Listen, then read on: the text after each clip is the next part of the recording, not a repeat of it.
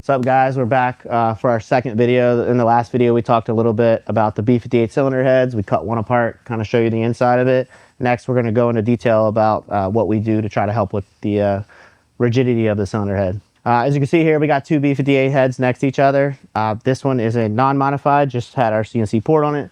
This is the other head that we have modified and actually welded our billet inserts in. We actually machined these inserts in our 3-axis CNC machine. So we do actually use a full billet piece, not just sheet metal. On the non-modified cylinder head, you can see how we talk about rigidity issue on the B58 Gen 2 heads in particular.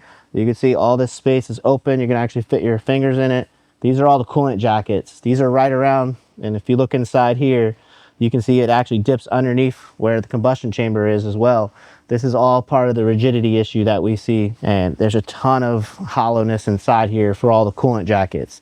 So this is the biggest issue that we've seen with this cylinder head when you start to really increase the boost and make a bunch of power. This really only becomes an issue when you're talking about for the higher horsepower applications. You know, typically you see guys needing to run 50 plus PSI for builds trying to make over 1200 wheel horsepower.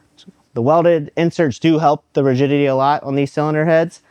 However, we do still notice some flexing in between the bolt holes. We'll see 3 to 5 thou worth of flex between the head bolts due to it still being hollow underneath the welded inserts, and there's still a lack of rigidity on the cylinder head itself and the whole casting design. Next, we'll go into why we recommend head retorques. So with all this type of movement that we get, even with the welded head, we notice there's inconsistencies after a bunch of heat cycles on the cylinder heads after running the engines for a while. If you start, say with the upgraded head bolts, we torque to 140, you'll notice that it'll loosen up after a few heat cycles to about 130 to 125 or so. However, it's not really consistent throughout the cylinder head, so you'll have slight inconsistencies.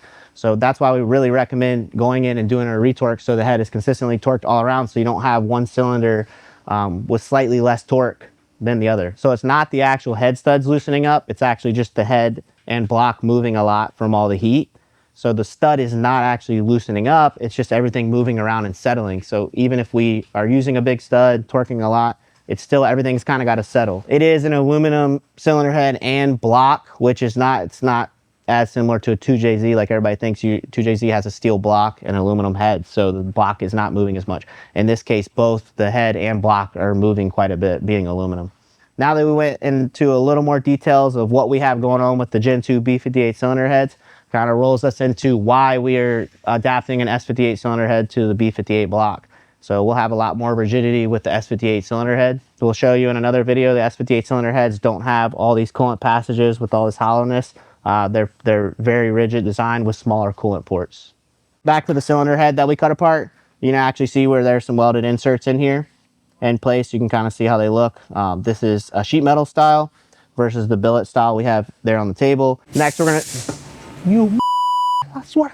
Next, we're going to talk about our CNC porting that we offer in-house. This is the machine we do it on. This is a Centroid. We do all the head porting, resurfacing, all in this machine here.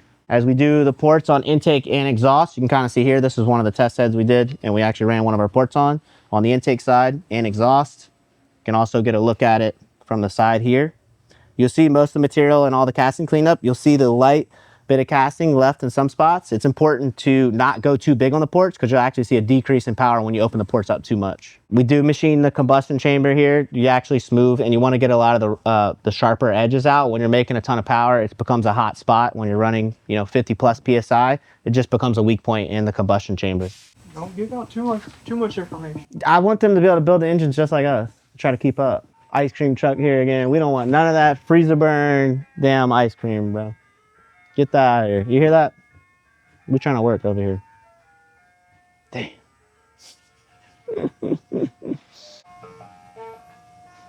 Go ahead, Josh. Break it down to that bitch. I know the fatty's over there going there. That's one thing I learned about, like, hiding info from people. The way we operate, it's going to be old info very quickly, so it doesn't matter. So we're going to be an open book. Screw it. Because we write new pages, baby. Has that been a quote from anybody? Because I might have just made a new quote there. We are working on expanding our engine department pretty quickly. So we did add another machine over here to help with our blocks, along with this machine as well to do the cylinder head. So that machine will primarily be doing blocks. So we can kind of have 2 machines running at once just for our engines now, not including our machining department over there in the other building. That's where we manufacture all the parts, which we'll show you in our next video. Slight inconsistency between